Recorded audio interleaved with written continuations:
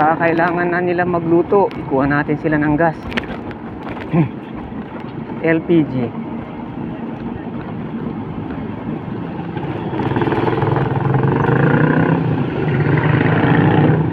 Kunin natin yung tank niya, tangke 11 kilo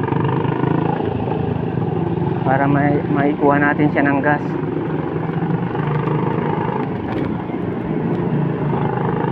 At ganito lang po ang buhay ng delivery boy, team pasuot. Good morning ulit sa inyo, guys. Masok tayo sa parang subdivision.